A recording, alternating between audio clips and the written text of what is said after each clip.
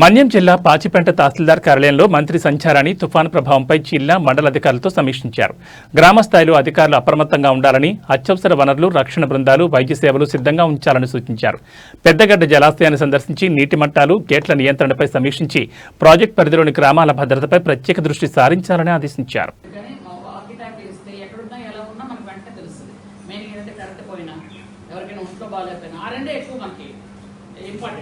చెట్టు పడిపోయింది అనుకోండి, ట్రాఫిక్ ఆగిపోయినా ఇవన్నీ ఉంటాయి కాబట్టి లాస్ట్ టైం మనకి బ్రిడ్జ్ పడిపోయి ఇద్దరు టీచర్లు ఇక్కడ ఎక్కడో పుట్టి ఇక్కడికి వచ్చి ప్రాణాలు పెట్టేవాళ్ళు. అట్లాంటి దురదృష్టకరమైన సంఘటనలు జరగకూడదనే ఉద్దేశంతో ఈరోజు కొంచెం మరికొంచెం జాగ్రత్తల్లో ఉన్నాం. అందరూ జాగ్రత్తగా ఉండండి. ఇంకా ఎవరైనా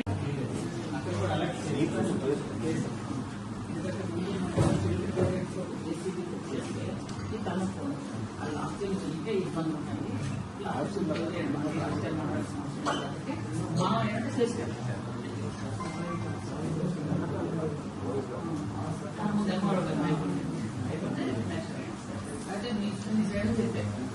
ఏంటంటే ఎక్కడైనా ఏదైనా వాటర్ స్టాక్ అవుతుంది ఇంతకు ముందు స్టాక్ అయ్యే విలేజ్ మనకు తెలుసు కాబట్టి దాన్ని బేసిక్లో ట్రాక్టర్ ఏదైతే చేస్తే అక్కడ వాటర్ స్టాక్ అవ్వకూడదు.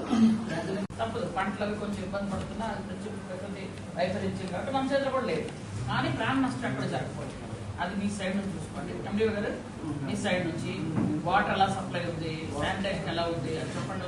వాటర్ బాగా ఇంతవరకు ఎక్కడ అవాంతరం జరగదు. నిన్న ఒక హ్యాబిటేషన్ లో జరిగిందన్నారు. తర్వాత ఇంతవరకు రోడ్స్ ఎక్కడ డ్యామేజ్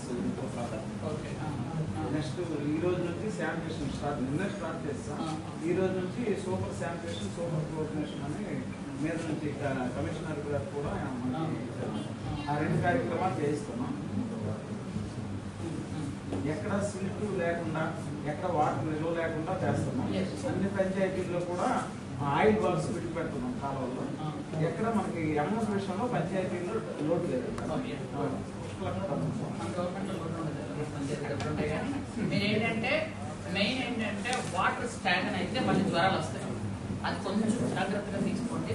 మొత్తం ఆల్ పంచాయతీలో ఉన్న సెక్రటరీలు అందరికీ కూడా చెప్పండి, క్లీనింగ్ కరెక్ట్ గా ఉండాలి, వాటర్ సప్లై కరెక్ట్ గా ఉండాలి, స్టాగ్న్ అయిన వాటర్ క్లీన్ చేయాలి. ఇది మాత్రం ఇదే మీరు ప్రతిగా పెట్టుకోండి. 2-3 రోజులు చేస్తే క్లోరినేషన్ చెప్పారు. క్లోరినేషన్ ఉందన్నారు. క్లోరినేషన్ కొంచెం గట్టిగా చేయండి. అలాగే అన్ని ట్యాంక్స్ కూడా క్లోరినేషన్ చేయండి. కొంచెం దాని మీద ఆరోగ్యం అంటే మరి మీ దగ్గర నుంచి వెళ్ళాలి. జాగ్రత్త చూసుకోండి. ఎట్టి పరిస్థితులు యాక్టివ్ అవ్వకూడదు. తర్వాత మన స్కూల్స్ అన్నిటికీ సెలవులు ఇచ్చాం, కానీ ఈరోజు స్కూల్స్ ఉన్నాయి. వెళ్ళిన వాళ్ళు వెళ్తారు, వెళ్ళిన వాళ్ళు